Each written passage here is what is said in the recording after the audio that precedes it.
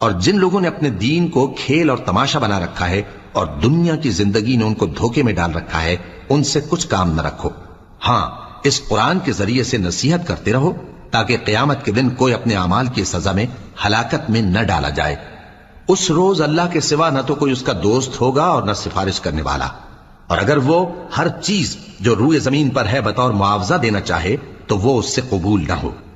یہی لوگ ہیں کہ اپنے اعمال کے وبال میں ہلاکت میں ڈالے گئے، سو ان کے لیے پینے کو کھولتا ہوا پانی اور دکھ دینے والا عذاب ہے، اس لیے کہ کفر کرتے تھے۔ کہو، کیا ہم اللہ کے سوا ایسی چیز کو پکاریں جو نہ ہمارا بھلا کر سکے نہ برا؟